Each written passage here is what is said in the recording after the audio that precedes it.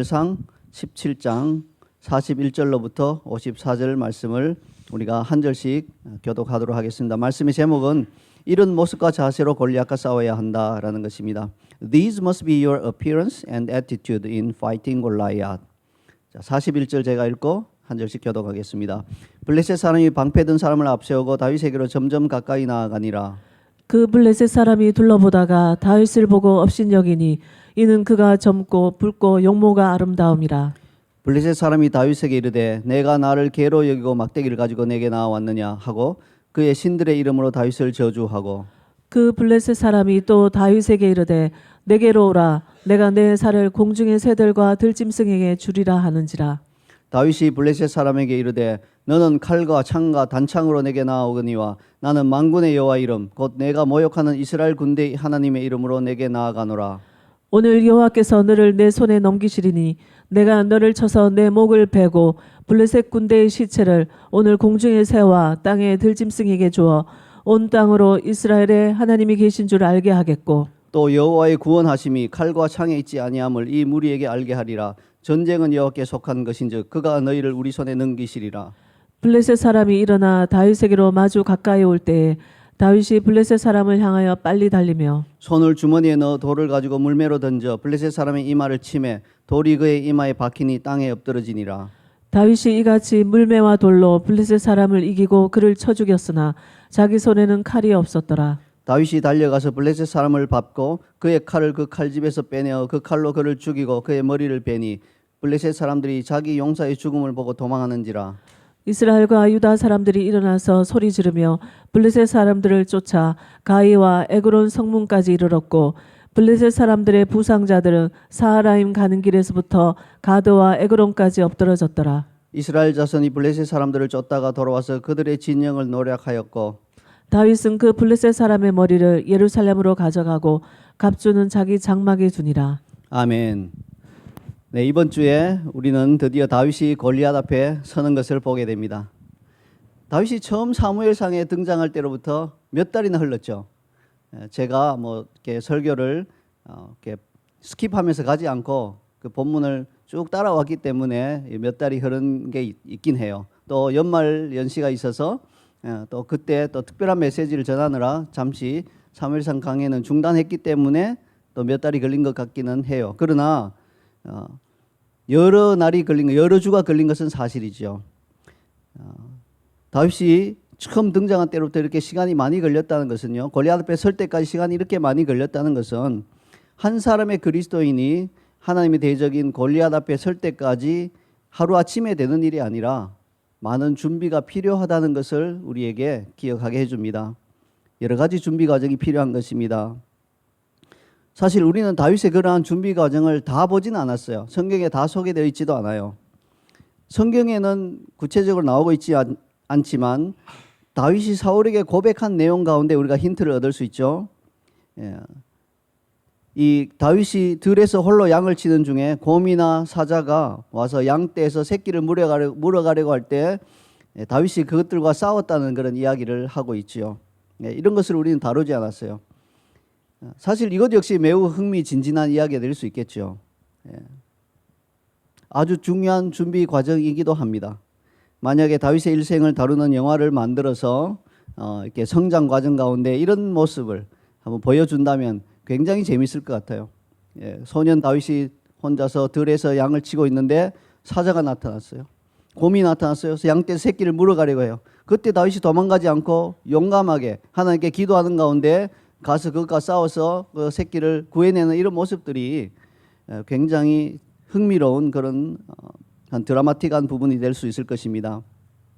이렇게 다윗은 이미 어린 시절부터 골리앗과 싸울 수 있는 준비를 우리가 모르는 가운데 조용히 그러나 확실하게 갖추어 갔던 것입니다. 여러분, 우리 그리스도인들도 어느 날 갑자기 골리앗 앞에 서서 골리앗을 요행으로 이기는 게 아니에요. 그 앞서 골방에서 기도로 예배로 말씀으로 준비하고 있다가 하나님이 세우실 때 믿음으로 골리앗을 쓰러뜨리는 것이지 요행으로 하는 것이 아니라는 것을 꼭 기억하시기 바랍니다. 이제 때가 되어서 다윗은 드디어 골리앗 앞에 서게 됩니다. 이때까지 모든 준비 과정이 아름답게 결실을 맺는 결정적인 순간이라 하겠습니다. 자, 우리는 오늘 골리앗 앞에서는 이 다윗의 모습과 자세를 통해서 우리가 골리앗 앞에 설 때 우리는 어떤 모습을 보이고 어떤 자세를 취해야 하는지를 배워보려고 합니다. 먼저 42절과 43절을 함께 읽겠습니다. 그 블레셋 사람이 둘러보다가 다윗을 보고 업신여기니 이는 그가 젊고 붉고 용모가 아름다움이라. 블레셋 사람이 다윗에게 이르되 내가 나를 개로 여기고 막대기를 가지고 내게 나아왔느냐 하고 그의 신들의 이름으로 다윗을 저주하고. 네, 골리앗이 다윗을 보자마자 한 것은 업신여기는 말이었습니다. 그 이유는 뭡니까? 이유를 설명하고 있죠. 다윗이 젊고 붉고 용모가 아름다웠기 때문이라고 합니다. 아니, 젊고 붉고 용모가 아름다운 것이 왜 업신여김을 당해야 할 일인가? 그렇게 우리는 생각할 수 있겠지만요. 목숨이 왔다 갔다 하는 전쟁터에 상대방 장수와 1대1로 싸우려고 나오는 사람이 군복도 없고 무기도 없고 칼도 들지 않고 이런 애송이 같은 모습이면 상대방 장수는 큰 모욕감을 느끼는 거예요. 그래서 그를 업신여기는 말과 행동을 하게 되어 있어요. 그렇지 않아요? 나는 지금 목숨을 걸고 완전 무장하고 나왔는데 나와 목숨을 걸고 싸우려고 나오는 애가 뭐 이게 보기에 이게 비유하자면 이런 거예요. 제가 골리앗이라고 치면 목숨 걸고 나와 있는데 저쪽에서 나오는데 보니까 데이빗 같은 애가 하나 나와. 아무 무기도 없어. 화가 나죠. 그리고 이거 뭐 나를 조롱하는 건친가 하는 마음에 모욕감을 느끼고, 그래서 그 모욕감 느낀 대로 그에게 갚아주는 거예요. 누가 나를 개로 여기느냐, 이렇게 화를 낼 수밖에 없다는 것입니다. 그런데 말입니다, 우리가 골리앗 앞에 서고자 한다면요, 골리앗과 동일한 영을 가진 세상이 우리를 볼 때 친근감을 느끼면 안 돼요. 모욕감을 느껴야 돼요. 이게 중요한 것이에요. 우리로 인해 모욕감을 느끼고 우리를 업신여기는 것이 당연해야 하는 것입니다. 자, 예를 들어 볼게요. 세상이요, 11조를 드리는 그리스도인들을 볼 때 모욕감을 느끼는 것이 마땅해요. 아니, 세상 사람들은 죽을 힘을 다해서 돈을 벌고자 발버둥 쳐도 먹고 살기 힘든데 그 힘겹게 번 돈의 10분의 1을 아예 그 상당한 금액이죠. 그것을 하나님께 드리고 시작한다는 것은요, 그들의 노력에 대한 모욕이라고 느껴지기에 당연한 것입니다. 주일 성수 역시 마찬가지죠. 자, 일요일에는요, 세상 사람들이 말하는 일요일에는 일하면 좋죠? 일하라고 일요일인 것 같아. 왜? 더블 페이를 받잖아요. 일요일에 일하면 보통 이제 뭐 정규직은 아닌데 아르바이트나 이런 일하는 사람들은 더블 페이를 받는 거예요. 정규직 가운데도 더블 페이 받는 분들이 많아요. 그래서 일요일에도 일을 할 수 있다면 좋고, 그렇지 않으면 산으로 바다로 좋은 곳으로 놀러 가는 것이 세상의 방식인데, 일요일을 절대 일요일이라 부르지 않고 주일이라고 부르면서 무조건 하나님께 예배드리는 날로 떼어놓고 시작하는 그리스도인들을 보면 세상은 그것을 도무지 이해할 수 없고 마치 자신들의 방식이 모욕당한 같은 느낌을 받게 되어서 주일 성수를 하는 그리스도인들을 업신여기는 것이 당연한 것이죠. 이 모욕감을 느낀다는 것입니다. 낮의 해처럼 밤의 달처럼, 혹은 하나님은 실수하지 않으신다네 등과 같은 주옥 같은 복음송을 많이 작사 작곡한 최영덕 간사라는 분이 있어요. 이분이 CCC 간사이기 때문에 간사라고 그렇게 불러요. 이분이 저하고 같은 대학교를 다녔고요. 이분이 대학교 다닐 때 그분이 1년인가 선배여서 얼굴도 몇 번 마주쳤어요. 이분이 그렇게 이야기하시더라고요. 간증을 하실 때, 아니 제가 복음송을 많이 작사 작곡하긴 했지만 그 내가 지은 노래도 내가 불러서 음반을 낸 적도 없고 뭐 한 적이 없는데 좋아하는 복음송 가수 중에 꼭 10위 안에 제 이름이 꼭 들더라고요. 그렇게 농담 삼아 이야기하시더라고요. 이분은 가수는 아닌데 작사 작곡을 너무나 잘하셨어요. 절절하게 잘하셨죠. 근데 이분이 학생 시절에는요, 예수님을 믿지 않았어요. 고등학생 시절 이때는 예수님을 믿지 않았어요. 그리고 늘 집안이 어려웠어요. 궁핍한 가운데 살았고 또 부모님이 안 계셔서 누님 집에 얹혀 살았대요. 그러니까 얼마나 힘들었겠어요. 늘 배고픈 게 일상이었다고 합니다. 그런데 어느 날 그 누님이 이렇게 보는 성경책이 놓여 있길래 무심코 이렇게 열어봤대요. 누님이 아주 신실한 그리스도인이었어요. 근데 열어보는데 뭐가 툭 떨어져요. 보니까 흰 봉투가 있는데 헌금 봉투인 거예요. 그 안에 보니까 빳빳한 새 돈이, 그때 돈으로 10,000원이면 큰 돈이죠. 큰 금액의 액수가 거기에 꽂혀 있더라는 거예요. 자, 그 헌금 봉투를 발견하고는 그만 눈이 뒤집혀 버렸다고 합니다. 동생인 자기는 배가 고파서 영양실조에 걸릴 지경인데 하나님께 이 적지 않은 돈을 갖다 바치는 꼴을 보고는 속에 있던 골리앗의 영이 심한 모욕감을 느낀 것입니다. 그래서 그 길로 누님집을 뛰쳐나와 버렸다고 해요. 물론 그분은 나중에 감격 가운데 예수님을 만나고 누님과 눈물로 화해를 했지요. 골리앗의 영으로부터 자유케 된 것입니다. 근데 그래도 세상의 영은 골리앗의 영이에요. 그래서 우리 그리스도인들이 하는 방식, 11조, 주일 성수, 휴가를 반납하고 수련회, 해외 선교, 굉장한 모욕감을 느끼게 돼 있어요. 뭐 저렇게 살아, 그런 생각을 가지게 되어 있다는 것입니다. 그러나 우리는요, 그것이 바로 우리의 삶의 방식이 되어야 해요. 골리앗 앞에 서려면 그렇게 해서 서야지, 똑같이 골리앗처럼 나도 몸집 키우고 나도 군복 입고 이렇게 서서는 못 이기는 것입니다. 방식이 달라야 하는 것입니다. 하나님의 방식이 되어야 돼요. 혹시 우리 가운데 자기도 모르게 세상 방식들이 더 합리적이고 더 매력적이라고 생각되어서 세상의 방식에 마음이 끌리는 그리스도인이 있다면 야고보서 4장 4절 후반절 말씀을 꼭 기억하시기 바랍니다. 함께 읽겠습니다.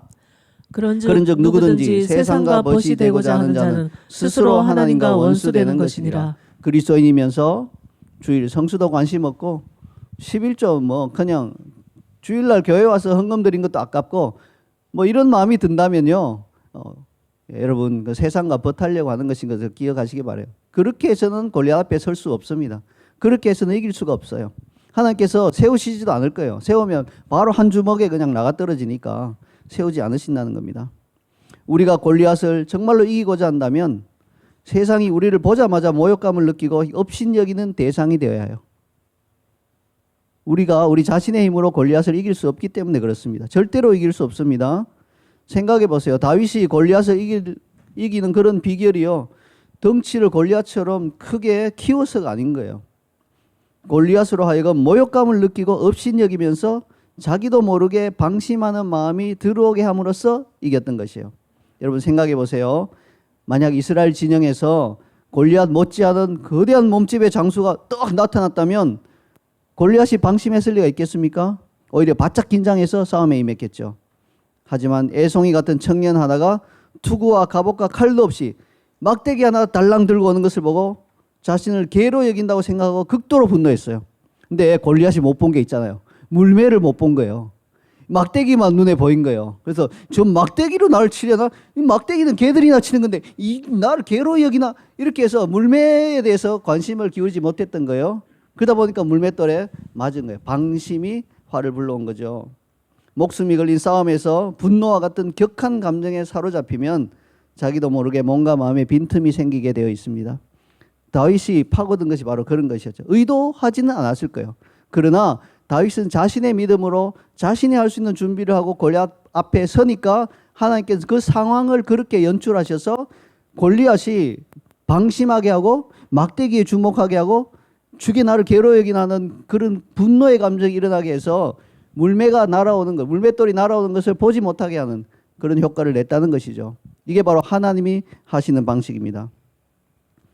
근데 골리앗으로 상징되는 세상은요, 우리를 보자마자 업신여기면서 모욕하는 말을 퍼붓지만 하나님께서 보시기에는 그러한 그리스도인들은요, 정말로 젊고 붉고 용모가 아름다운 것이에요. 하나님께서 당신의 마음에 딱 맞는 신부인 그리스도인을 보실 때 어떤 시각으로 보시는지는 솔로몬의 아가를 통해 우리가 잘 알 수 있습니다. 하나님은 그러한 우리를 보실 때요, 우리를 보고 화창하다, 어여쁘다, 당당하다, 빛나다, 맑고 밝다 이렇게 표현해 주십니다. 우리 모두는 세상이 보기에는 업신여길만 하고 하나님께서 보시기에는 젊고 붉고 용모가 아름다운 그리스도인이 되어야 하겠습니다. 아멘. 자, 그런가 하면 골리앗 앞에서는 다윗의 자세에서 우리가 주목할 수 있는 또 다른 부분은 다윗이 하나님께서 어떤 분이신지를 정확하게 알았고 하나님을 온전히 의지했다는 점입니다. 45절을 함께 읽겠습니다. 다윗이 블레셋 사람에게 이르되 너는 칼과 창과 단창으로 내게 나아오거니와 나는 만군의 여호와의 이름 곧 내가 모욕하는 이스라엘 군대의 하나님의 이름으로 내게 나아가노라. 다윗이 자기에게로 나오는 것을 본 골리앗은 그의 신들의 이름으로 다윗을 저주했습니다. 그런데 그것뿐이었죠. 골리앗에게 있어서 자기 신들은 다윗을 저주하기 위한 도구였을 뿐이에요. 그 이상도 그 이하도 아니에요. 골리앗은 자기 신들이 어떤 존재인지에 대해서 아무런 지식도 없고 자기 신들에 관해서 드러내놓고 선포할 마음도 없고 의지도 없었습니다. 이것은 오늘날에도 역시 마찬가지예요. 살아계신 하나님이 아닌 다른 신을 섬기는 대부분의 이방 사람들이요, 이런 모습을 보이는 거예요. 자기 신이 어떤 신인지 그렇게 깊이 알려고 생각하지 않아요. 그냥 형식적으로 그냥 그 신의 이름을 사용하기만 할 뿐이에요. 저희 가족이 선교사로 홍콩에 살면서 사회 갈 때 상점이나 식당이나 혹은 가정집 어디를 가든지 조그마한 제단을 만들어 놓고요, 거기에 향을 피우며 복을 비는 모습을 자주자주 볼 수 있었어요. 그래서 저는 상점이나 이런 데 들어갈 때 되게 싫어서 향 냄새 싫었거든요. 그리고 그 제단 보는 것도 싫었고요. 근데 더 가관인 것은 아침이나 저녁에 이렇게 어떻게 가다 보면요, 뭘 태워서 이렇게 올려드려요. 하늘로 이렇게 불태워서 올려드리는데 가만히 보면 그게 뭐냐면 돈이에요. 저는 처음에 이 사람들이 돈을 태워서 이거 올려드냐고 자세히 보니까 진짜 돈이 아니고 가짜 돈이죠. 예, 가짜 돈을 수욱해서 태워서 올려드리면 신이 그 돈 받고 마음에 흡족해서 자기들에게 복을 줄 거다, 그렇게 믿고 하는 모습을 볼 수 있었습니다. 자, 그 모습을 보면서 저는 속으로 이렇게 생각했어요. 아니, 이들이 믿는 신은 바보 천치인가 보다. 내가 만약 신이라면, 아니 감히 나한테 가짜 돈을 이렇게 올리면서 복 주세요 하면 오히려 또 화를 내릴 것 같은데, 태연하게 가짜 돈을 태워 올리면서 복 주시겠거니 그렇게 믿는 거예요. 이것이 바로 가짜 신들을 섬기는 자들의 한계입니다. 그 치레로 자신의 유익을 위해서 신을 섬기는 채 할 뿐인 것이에요. 자, 반면에 다윗은 자신이 섬기는 하나님이 어떤 분이신지 정확히 알고 또 이것을 선포하고 있습니다. 근데 여러분, 만약에요, 다윗이 승리에 대한 확신이 없었다면 이렇게 길게 하나님이 어떤 분이신가를 말하지 않았을 거예요. 왜 그럴까요? 만에 하나 골리앗에게 패배하고 나면요, 다윗이 한 모든 말이 오히려 부메랑이 되어서 하나님의 이름이 더욱더 모욕을 당할 수 있기 때문에 그래요. 그 자식 말 많더니 아무것도 아니네. 무슨 너네 하나님이 뭐라고? 무슨 하나님? 무슨 하나님? 아이고, 너 잘났다. 이렇게 되니까 그 하나님의 이름을 길게 선포하는 것이 오히려 독이 되고 부메랑이 되어서 안 좋은 것인데, 다윗은 그런 데 개의치 않고 이렇게 선포한 것은 반드시 이길 것이다, 이런 확신이 있었다는 것입니다. 성경에는 여호와 하나님의 다양한 이름이 나옵니다. 이 이름들을 통해서 그 하나님이 어떤 분이신가를 우리가 알 수 있도록 해주기 위한 것이죠. 대표적으로 여호와 샬롬, 여호와 이레, 여호와 니시, 여호와 로이 등 각각의 이름은 하나님이 어떤 분이신지를 우리에게 알려줍니다. 우리의 평강이 되신 하나님, 여호와 샬롬의 하나님, 그리고 우리를 위해 공급해 주시는 그 하나님, 아브라함이 부른 하나님의 이름이죠. 여호와 이레 하나님, 우리의 깃발이 되신 하나님, 바로 여호와 니시 하나님이죠. 우리의 목자 되신 하나님, 여호와 샬롬의 여호와 로이의 하나님이 되겠습니다. 자, 그 중에 다윗이 고른 이름은 어떤 이름일까요? 여러분, 이름도 때에 맞게 맞춰서 골라야 돼요. 그렇죠? 회의를 심각하게 때 회의를 하고 있는 그 회의장에 가서 이분이 장로님이에요, 회장님이. 그 심각하게 회의하고 있는 회의장에서 장로님, 그런데 이번 사업은 이렇게 하면 이상하잖아요. 때에 맞는 이름이 아닌 거죠. 회장님 이렇게 불러야죠. 반면에 또 교회에서 대표기도 하는데, 자, 신영수 회장님이 이렇게 말할 수는 없잖아요. 장로님 이렇게 해야죠. 때에 맞는 이름을 골라야 되는데, 다윗이 고른 이름은 어떤 이름입니까? 골리앗 앞에선 다윗이 선포한 하나님의 이름은요, 만군의 여호와였습니다. 만군의 여호와는 히브리어로 여호와 체바오트라고 합니다. 여기서 만군이라고 하는 것은 하늘의 천군 천사를 포함한 세상 모든 군대, 이 땅과 하늘에 존재하는 모든 군대의 대장 되신 여호와 하나님을 여호와 체바오트, 그렇게 표현합니다. 그러므로 만군의 여호와는 하늘과 땅의 모든 군대의 대장 되시는 여호와의 이름입니다. 다윗은 지금 블레셋 장수 골리앗 앞에 선 자신이 의지해야 할 여호와 이름을 정확히 알고 있습니다. 바로 여호와 체바오트인 것입니다. 그리고 다윗은 거기에 그치지 않았어요. 그는 이렇게 말했습니다. 나는 만군의 여호와 이름, 곧 내가 모욕하는 이스라엘 군대의 하나님의 이름으로 내게 나아가노라. 다윗은 만군의 여호와께서 곧 이스라엘 군대의 하나님이시기도 하다는 것을 골리앗에게 선포했습니다. 한마디로 하자면 골리앗 너는 지금 큰 실수하고 있는 거야. 이런 말이에요. 골리앗은 지금 이 전쟁이 블레셋의 신들과 이스라엘의 신과의 싸움이며 자기들이 유리한 싸움이라고 생각했겠지만요. 다윗은 골리앗의 생각이 틀렸다는 것을 지적해 주고 있습니다. 이스라엘 하나님이 곧 만군의 여호와라는 거예요. 너 블레셋 군대를 다 포함해서 모든 군대 대장이 곧 이스라엘의 하나님인데 너가 뭘 믿고 지금 싸우러 나왔냐고 지금 선포하고 있는 것이죠. 여러분이 믿고 있는 하나님은 어떤 분이십니까? 그분은 만군의 여호와이시기도 하다는 것을 알고 있나요? 여러분이 악한 세력에서 공격당할 때 여러분 만군의 여호와 하나님, 여호와 체바오트의 하나님을 의지하고 그분의 이름을 붙들고 나가시기 바랍니다. 그분은 악한 영의 모든 군대와 세력 위에도 그들마저도 다스리시고 통치하시는 여호와 체바오트의 하나님이신 것을 믿으시기 바랍니다. 그분은요 골리앗과의 싸움에서 우리를 이기게 하시는 분인 걸 알고 있나요? 우리가 골리앗과 싸울 준비를 하고 또 골리앗 앞에 서지 못하게 방해하는 방해물들을 잘 극복하고 반드시 골리앗 앞에 설 그날이 오면요 우리가 믿고 의지하는 그 하나님이 어떤 분이신가를 우리가 얼마나 깊이 마음 가운데 깊이 확신하고 있는가가 그 결과를 좌우하게 되는 것입니다. 그걸 더 확신할수록 더 확실한 승리의 결과를 우리가 얻게 된다는 것입니다. 다윗은 마음 깊은 곳으로부터 경험적으로 여호와 체바오트의 하나님을 알고 있었습니다. 그래서 골리앗 앞에서 떨지 않을 수 있었습니다. 언제 그렇게 알았나요?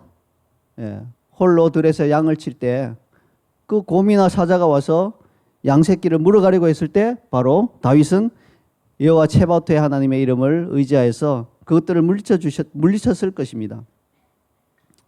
우리가요 인생의 어려움을 맞닥뜨릴 때가 있죠. 그것이 마치 골리앗 앞에 선 것처럼 느껴질 때가 있습니다. 그런데 그 어려움과 고난이요 두 가지 종류가 있어요. 하나는 내가 과거에 잘못한 나의 죄로 인해서 혹은 나의 조상으로부터 내려오는 어떠한 저주로 인해서 그래서 악한 자가 나를 꺾기 위해서 오는 그런 경우가 있고요. 내가 자원하여서 내가 정말 하나님 나라를 위해서 하나님의 이름을 때문에 내가 앞에 서야 하는 골리앗 앞에 서야 하는 그런 경우 두 경우가 달라요. 근데 우리 대부분은 전자입니다. 우리 가운데 정말로 내가 자원하여서 골리앗 앞에 서는 그런 분들은 많지는 않아요. 근데 그런 일들이 있을 수 있어요. 그런데 우리가 골리앗 앞에 설 때 차이가 뭐냐면요. 우리 죄로 인해서 어떤 어려움이나 이제 공경이 와서 곤란한 어떤 상황이 와서 그 앞에 서야만 할 때는요. 우리 마음이 굉장히 많이 떨려요. 그리고 겁이 나고 두려움이 찾아와요. 물론 이 두려움도 기도로 극복해야 되겠고요. 또 더 나아가서는 그 원인을 찾아서 거기에 대한 회개를 해야 돼요. 회개하면 그런 두려움이 사라지고 그 문제도 해결이 되는 거예요. 근데 정말로 우리가 골리앗 앞에 서는 경우에는요. 그 어려움이 어려움으로 보이지 않고 겁나지 않고 두렵지 않고 마음 깊은 곳에서 하나님의 이름을 의지하게 되고 하나님이 승리케 해주시겠다는 확신이 있어요. 이게 바로 우리가 골리앗 앞에 선 것인지 아닌지를 분간할 수 있는 잣대가 될 수 있습니다. 오늘 본문을 보면 다윗이 바로 그런 마음을 가지고 있었죠. 골리앗에게 한 말이 매우 흥미롭습니다. 46절 상반절을 함께 읽겠습니다. 오늘 여호와께서 너를 내 손에 넘기시리니 내가 너를 쳐서 내 목을 베고 블레셋 군대의 시체를 오늘 공중의 새와 땅의 들짐승에게 주어. 다윗이 지금 하고 있는 말은 요 앞에 나온 말이죠. 골리앗이 다윗에게 위협한 말을 다윗이 그대로 되돌려주고 있는 거예요. 이것은 무슨 의미입니까? 다윗이 공의의 하나님께서 그 대적들을 심판하시는 방식을 잘 알고 있었음을 보여줍니다. 하나님은요, 하나님의 대적들이 하나님의 백성에게 하려는 짓을 그대로 그에게 갚아주시는 분이십니다. 가장 대표적인 예가 뭡니까? 에스더서에 보면요, 하만이 모르드게를 달아 죽이려고 자기 집에 높이가 굉장히 높은 장대를 세웠죠. 그런데 거기에 누가 달려 죽었나요? 오히려 자기가 달려 죽었습니다. 자, 그리고 이어서 불임절에 유다인들을 다 죽이려고 제비를 뽑아서 이제 날짜를 정해 놓았는데 그날 오히려 왕의 칙령에 의해서 유다인들이 그 적들을 다 오히려 다 물리치고 죽였습니다. 이게 바로 하나님의 방식인 거죠. 다니엘은 어떻습니까? 다니엘을 사자굴에 집어넣게 만들려고 다니엘의 대적들이 음모를 꾸몄죠. 그래서 결국은 다니엘은 사자굴에 들어갔습니다. 하나님께서 사자의 입을 막으사 다니엘을 그 굴에서 무사히 나오게 하신 다음에 어떻게 해주셨나요? 다니엘을 모함했던 그 모든 대적들을 그 처자들과 함께 사자굴에 집어던져 넣도록 만들었습니다. 이게 바로 하나님의 공의의 방식인 것이죠. 요한계시록을 보면요, 물을 차지한 천사가 공의의 하나님의 이러한 방식을 다음과 같이 설명하며 찬양하고 있습니다. 계시록 16장 6절을 함께 읽겠습니다. 자, 없어요? 네, 밑에 있죠. 네. 자, 그들이 성도들과 선지자들의 피를 흘렸으므로 그들에게 피를 마시게 하신 것이 합당하니이다 하더라. 네, 받은 대로 대갚아준다. 율법처럼 들리죠? 사람들 사이에서도 누가 해를 끼쳤을 때 그대로 대갚아주는 것은 별로 좋은 모습이 아니죠. 좋은 평가를 받지 못하죠. 예를 들어서 데이빗이 화가 나서 다니엘 한 대 때렸습니다. 다니엘도 막 기분이 나빠서 형을 한 대 때려서 그대로 대갚아 주었습니다. 이것이 그대로 대갚아 주는 것인데요. 별로 좋은 그림이 아니죠. 형제끼리 사랑하고 이렇게 해야 되잖아요. 자, 그렇다면 하나님께서는 왜 이런 방식으로, 이렇게 되갚아 주는 방식으로 역사하시는 것일까요? 거기에는 분명한 이유가 있습니다. 다윗이 곧 이어서 한 말이 우리 질문에 대한 답이 됩니다. 46절 하반절을 함께 읽겠습니다. 온 땅으로 이스라엘에 하나님이 계신 줄 알게 하겠고. 네, 그렇습니다. 하나님께서 하나님의 대적들이 하나님의 백성에게 하려고 한 그대로 대갚아 주시는 이유는요, 그렇게 함으로써 그 일이 우연히 일어난 일이 아니라 하나님이 살아계시다는 증거가 되게 하고자 하시는 것이에요. 모르드게를 매달려고 했던 장대에 하만이 달리는 걸 볼 때, 다니엘을 잡아먹도록 그 굴에 풀어둔 사자들에게 다니엘과 그 대적들이, 다니엘의 대적들이 그들의 처자들과 함께 던져지는 것을 볼 때 사람들은 두려움에 몸을 떨면서 하나님이 살아계심을 인정할 수밖에 없게 되는 것이에요. 여러분, 골리앗 경우도 마찬가지죠. 골리앗이 다윗이 오는 것을 보고 너가 나를 개로 여기느냐 하다가 혈압이 올라서 터져서 죽었다. 뭐 이거 이상한 건데요. 그러면 이거 하나님이 하셨나?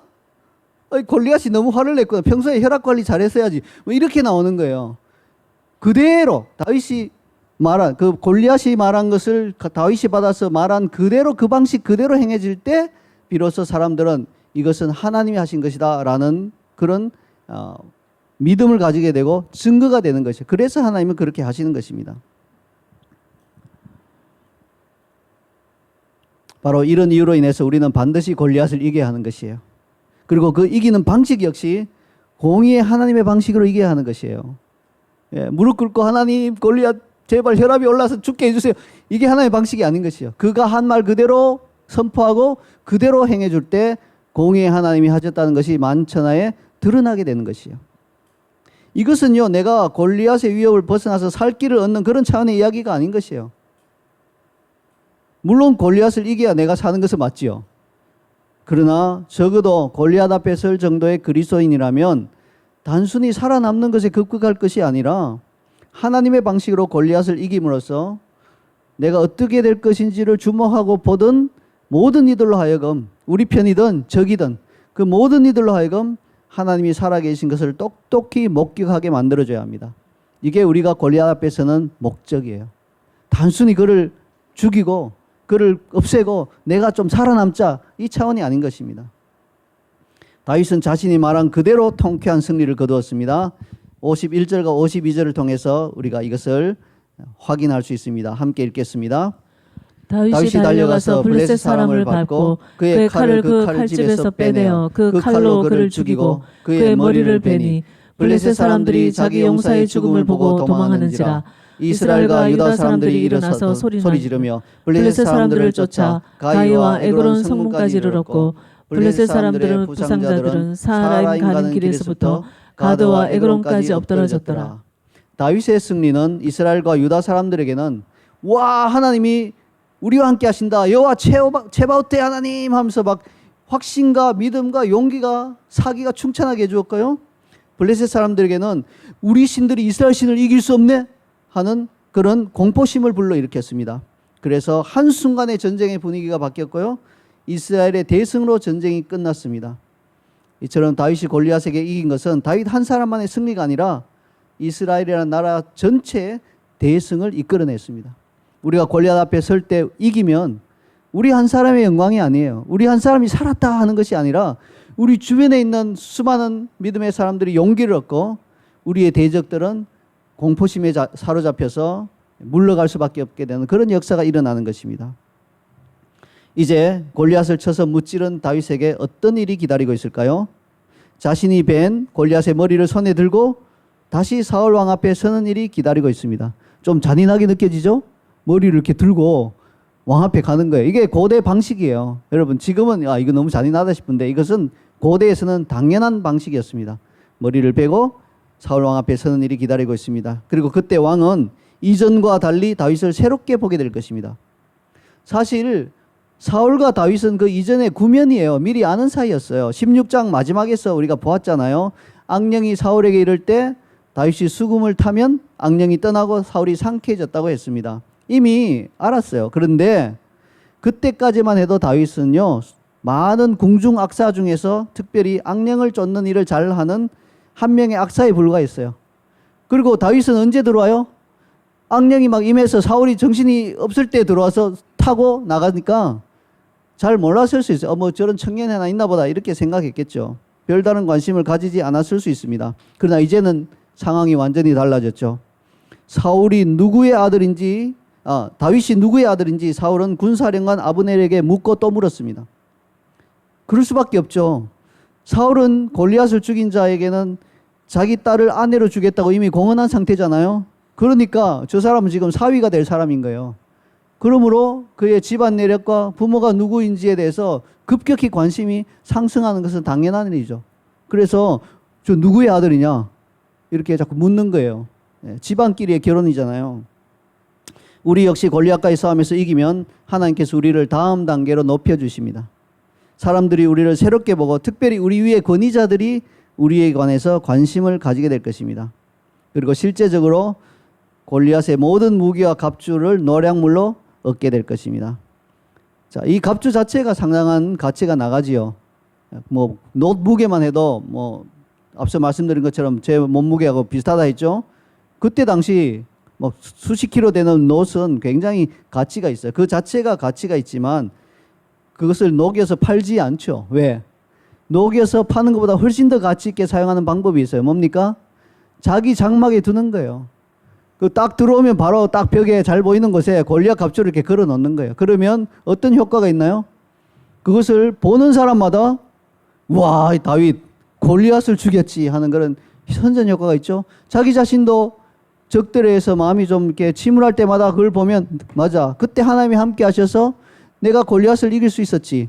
힘을 내자, 용기를 내자, 믿음을 가지자. 이런 효과가 있기 때문에 걸어 놓는 거예요. 그걸 녹여서 파는 게 아니라 그대로 걸어 놔야 되는 것이에요. 실제로 54절에는 다윗이 골리앗의 갑주를 자기 장막에 두었다고 말씀하고 있죠. 이를 비유하자면 운동선수가 올림픽에서 금메달을 딴 다음에 그 메달을 자기 집 거실에 자랑스럽게 전시하는 것과 같습니다. 오는 사람마다 감탄을 하겠죠. 와, 네.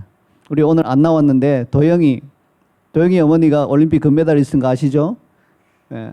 걸어놨는지 모르겠어요. 저 같으면 어디를 가든지 호주를 가든 한국을 가든 딱 잘 보이는데 걸어놓을 것 같은데 이게 바로 우리에게 그것을 기억하게 하고 기념하게 하고 용기를 주고 믿음을 주고 사람들에게 하나님의 역사하심을 보게 하는 것이죠.